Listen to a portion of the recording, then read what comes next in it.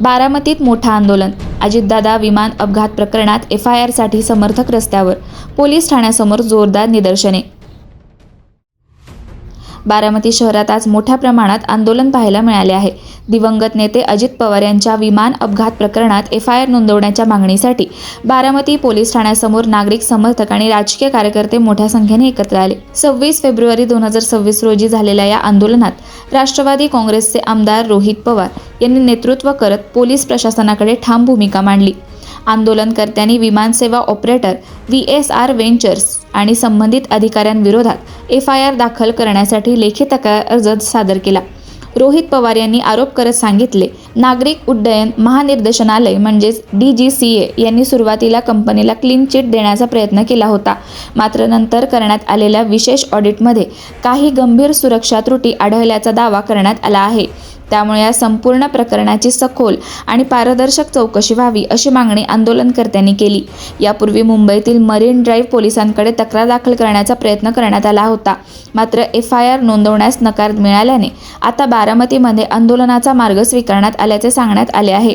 आंदोलनादरम्यान अजितदादा न्याय मिळावा अशा घोषणा देत नागरिकांनी पोलिसांकडून तातडीने कारवाईची मागणी केली. मोठ्या प्रमाणात गर्दी झाल्यामुळे पोलीस ठाण्याच्या परिसरात तणावपूर्ण पण नियंत्रणात वातावरण पाहायला मिळाले. दरम्यान 28 जानेवारी 2026 रोजी बारामती विमानतळावर लेअरजेट 45 विमान अपघातग्रस्त झाले होते. या दुर्घटनेत अजित पवार यांच्यासह 4 जणांचा मृत्यू झाला होता.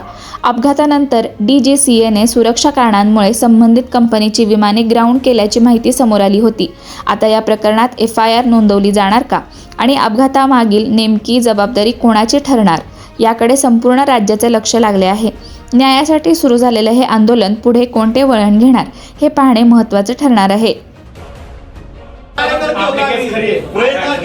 त्यांनी करू का आमची केस खोटी आहे, फायर खोटा आहे, फायर अर्ज नाही, अर्ज नाही. मला FIR तरी द्या, नाही तर मी खोटा FIR करतो म्हणून माझ्या कारवाई करू. सरकारी कामात आड करायला म्हणून करा. आपण CIDला भेटू द्या त्यांच्या इन्व्हेस्टिगेशन. साहेब 1 महिना झाला एक महिना झाला एक स्टेटमेंट तरी आले CIDचं. आम्हाला सांगा CID बरोबर तुम्हाला माहित नसेल कोणाला बोलवलं CID नाही. त्याचा रोहित सिंग अमेरिकेत जाऊन आला, तो दिल्लीत येऊन बसला, CID त्याला अजून नाही बोलवलं. VK सिंग जो मालक आहे त्याला अजूनपर्यंत बोलवलं नाही.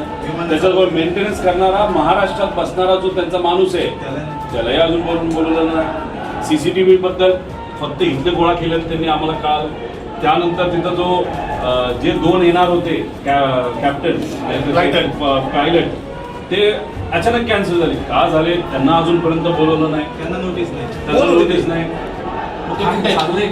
आणि DGCAच्या कोणत्या अधिकाऱ्यांनी मंजुरी दिली याला? आणि हे आमच्या लेवलला आम्हाला कळलेलं माहिती. आता पब्लिकला तर काहीच माहित नाही, घरच्या लोकांना माहित नाही. आम्ही घरचे असू हे 8 तास बसतंय. गव्हर्नमेंट प्रेझेंटेशन दिल्लीत दाखवले, मुंबईत दाखवले, ते मोगम नाही साहेब. आणि ठीक आहे मी प्रेझेंटेशन केलं, चुका केल्या मला काउंटर पण केलं. बारामतीमध्ये पोलीस जर आम्हाला साहेब आमचा FIR घ्या, CIDला द्या ना. तुमच्यावर काय करस्पॉन्डिंग झाला का सर CIDचा? मी देशाच्या साहेबांच्या ऑफिसला पाठवलं, DGCAला पाठवलं. आम्ही एव्हिएशन मंत्री तिथं नसावेत असं म्हणत असलो तरी त्यांच्या मंत्रालयाला मी पाठवलेलं आहे. हे एव्हिएशन मिनिस्ट्रीच्या DGCA अहो त्याला VSR कंपनी जी आहे त्याचे आणि त्या DGCA जी पार्टी आहे त्याचे जे प्रमुख आहेत त्यांचं कमर्शियल रिलेशनशिप आहे. मग म्हणून VSR ला वाचवत आहे. VSR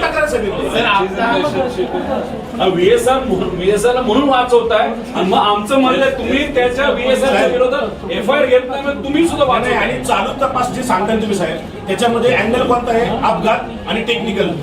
क्रिमिनल चौकशी कोण करत? 5 लोकांच्या मृत्यूची आमची बाकी.